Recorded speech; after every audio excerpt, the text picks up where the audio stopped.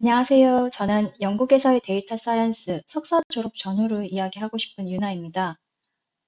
저는 2020년, 21년 1년 동안의 수업 석사 과정을 통해서 데이터 사이언스 석사 학위를 영국에서 취득하였고, 졸업한 이후에 모교에서 아카데믹 스태프로 근무를 하다가 올해 4월부터 본격적으로 데이터와 관련된 커리어를 시작해서 지금 녹화를 하고 있는 현재 시점에는 주니어 데이터 사이언티스트로 근무를 하고 있습니다.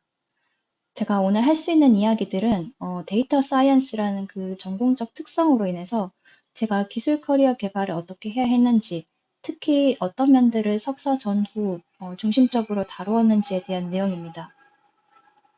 첫 번째는 수학과 통계입니다.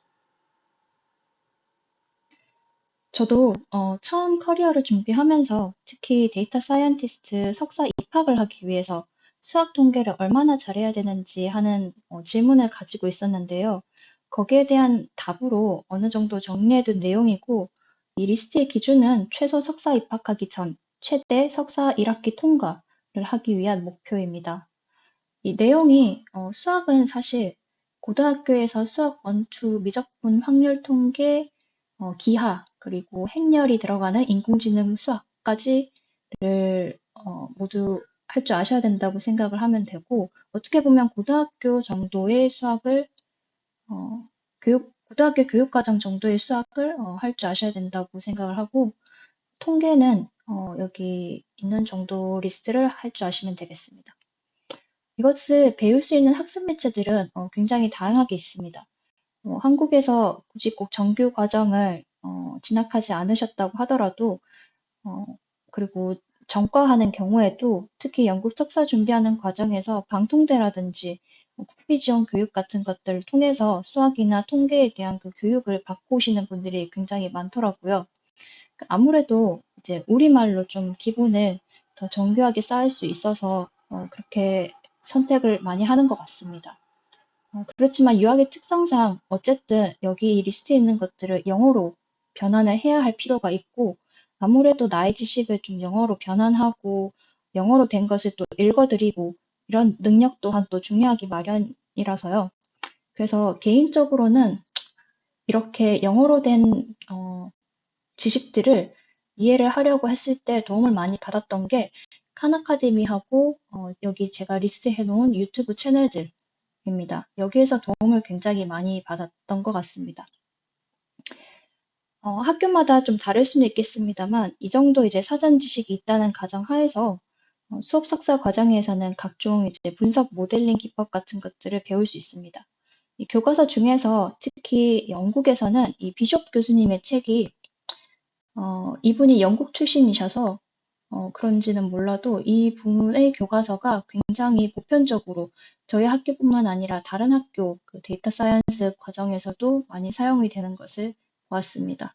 그래서 석사를 진행하는 동안 이 책을 한 권 정도를 이해를 할 수 있을 만큼 내가 수학과 통계에 대한 실력을 기른다라고 생각을 하시면 될 것 같습니다. 그렇게 이야기를 해도 무리가 되지 않을 것 같습니다. 이제 그렇게 해서 배우고 나면 데이터 사이언티스트들이 문제에 대한 이제 답을 도출을 하기 위해서 이제 일을 하는데, 그 답을 도출하는 방법에 수학과 통계적 지식을 활용을 하도록 합니다.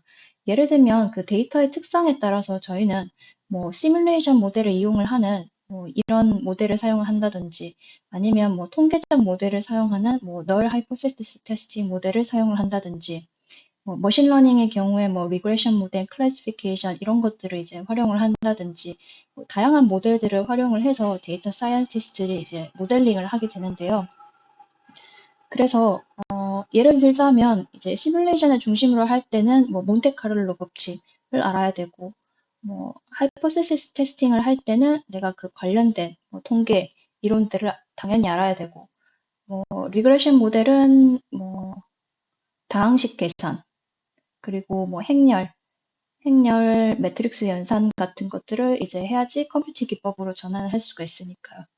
네, 이렇게 그 연관되어 있는 그 각 모델들에 필요한 만큼의 내가 수학적, 통계적 지식을 필요로 하기 때문에 그 데이터 사이언티스트 커리어에서는 굉장히 수학과 통계를 잘하면 잘할수록 이익을 더 많이 얻는다라고 생각을 하시면 되겠습니다. 한 가지 강조하고 싶은 것은 여기 있는 이 머신러닝이 데이터 사이언티스트의 그 전부는 아니라는 것, 이 안에 속하는 하위 개념이지 그것이 전부가 아니라는 것을 강조를 하고 싶습니다. 두 번째는 이제 코딩 능력입니다. 대학원의 경우 입학 과정에서 프로그래밍 경험이 없는 사람을 일부 선발을 하기도 하는데요. 석사를 졸업하기 위해서는 그래도 일정 수준의 프로그래밍 문제 해결 능력을 좀 필요로 하게 됩니다. 제가 2020년에 수업 석사 과정을 시작하기 전에 준비했던 것은 어느 정도 중간 레벨 수준의 파이썬 프로그래밍이었습니다.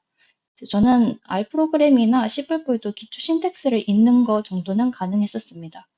네, 파이썬 기준으로 해서 제가 했던 레벨을 설명을 드리자면 COS 프로 2급이라고 한국에서 있는 그 프로그래밍 자격증, 네, 그 수행 능력 평가를 60분 안에 풀 수 있는 정도였습니다. 모의고사는 참 프로그래머스에서 무료로 보실 수 있습니다. 그리고 데이터 캠프 같은 그 온라인 코스들에서 인터미디어트 과정을 수료하고 거기에 맞는 그 평가를 통과할 수 있는 그 정도 레벨이었습니다. 그리고 영국에 있는 영국 소재하는 그 대학원에 진학을 할 때 선행 과목으로 필수 몇 가지를 요구하는 것들이 있어서 코세라라든지 요구받았던 그 선행 과목을 몇 가지 공부를 더 했던 것 같습니다. 그리고 그 과목을 또 통과하기 위해서 했던 게 일부 한글로 된 그 운영 과정들을 들었습니다. 그렇게 입학 전에 프로그래밍에 대해서 어느 정도 그 기본 공부를 했던 것들은 확실히 입학한 이후 석사 과정을 따라가는 데 있어서 많이 도움이 되었습니다. 이제 석사 졸업을 그렇게 하고 나면 여기 위에 있는 것들이 제가 석사를 졸업했을 때 당시 이제 스킬셋 정도인데요. 이 석사 졸업을 이렇게 했을 때 그 프로그래밍 솔빙 능력이 이 정도 있다는 그 가정하에서 그 코딩 능력이 취업의 절대 기준이 되지는 않았던 것 같습니다. 제가 주니어 데이터 사이언티스트로 취업을 하기까지 코딩 능력만을 보지는 않았던 것 같아요. 실제로 영국 석사 과정에는 데이터 사이언스라는 그 과목 이외에도 머신러닝이라든지 AI 그 학과를 조금 더 소프트웨어 엔지니어에 좀 가까운 그 프로그래밍 중심적으로 하는 그 학과를 따로 분리해서 좀 운영을 하고 있는 편이고, 잡마켓에서도 머신러닝 엔지니어라든지 정말 코어 소프트웨어적 스킬을 요구하는 것들은 그런 거에 대한 니시는 좀 따로 있는 것 같아요. 채용 시장에서 봤던 공고들을 일부 이렇게 스킬별로 나열을 해봤었는데요. 똑같이 데이터 사이언티스트라고 이렇게 타이틀을 가지고 있더라고 할지라도 추구하는 인재상이 굉장히 다르다는 걸 많이 느꼈습니다. 제가 그 취업을 하는 그 과정 중에서 어떤 것들은 그냥 기본 프로그래밍 스킬을 요구를 하기도 하고, 어떤 것들은 클라우딩 컴퓨팅에 대한 이해를 조금 더 많이 요구를 하기도 하고, 어떤 것들은 데이터 비주얼라이제이션이나 데이터 EDA 정도? 반면에 어떤 것들은 정말 그 애자일 메소드라든지 스크럼 미팅과 같은 그 소프트웨어 엔지니어들이 정말 그 프로그래밍 하시는 분들이 협업할 때 쓰는 그 스킬까지 요구를 하는 경우가 또 있었습니다. 그래서 아무래도 그 잡 디스크립션을 꼼꼼히 확인을 하는 게 많이 도움이 되었던 것 같고요. 제가 지원을 하고자 하는 그 회사에 IT 인프라가 얼마나 갖춰져 있는지, 조직 문화가 어떠한지, 요구하는 능력이 어느 정도인지, 이런 것들, 특히 프로그래밍 능력 같은 것, 이런 것들이 얼마나 필요한지에 대해서는 잡 디스크립션을 확실하게 확인을 하고, 또 인터뷰 과정에서 내가 어느 정도 레벨을 요구를 받는지, 이런 것들을 확인하는 그 과정이 필수라고 생각을 하겠습니다. 그렇게 다 해서 통과를 하더라도 결국은, 그런데 제 생각에는 IT 업계의 좀 특성상 이제 프로덕트를 만들어내야지 이익이 좀 생기는 구조로 회사들이 운영을 하고 있고, 아무래도 요즘 시대적 주류가 머신러닝이라든지 딥러닝이라든지 이런 것들을 활용한 그 프로덕트를 많이 활용을 하고 있기 때문에 설사 내가 데이터 비주얼라이제이션만 요구하는 그 직업에 운이 좋게 채용이 되었다고 할지라도 내가 만약에 취업한 이후에 그 회사에서 운영하는 프로덕트에 대한 이해를 못할 정도의 코딩 실력이라면 어느 정도 그 직업을 유지하기가 어, 굉장히 어려울 거라고 저는 개인적으로 생각을 하고 있습니다. 그래서 수학과 통계만큼이나 프로그래밍 능력도 잘하면 잘할수록 더 도움이 된다는 것이라고 설명을 드릴 수 있겠습니다.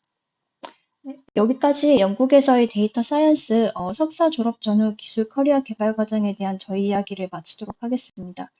부족한 내용은 이어지는 Q&A 시간에 답변 드릴 수 있도록 하고, 만약에 그래도 시간이 부족하면 저는 커비챗에 등록되어 있으니 거기서도 찾으실 수 있습니다. 네, 저희 개인적 경험과 생각을 들어주셔서 감사합니다.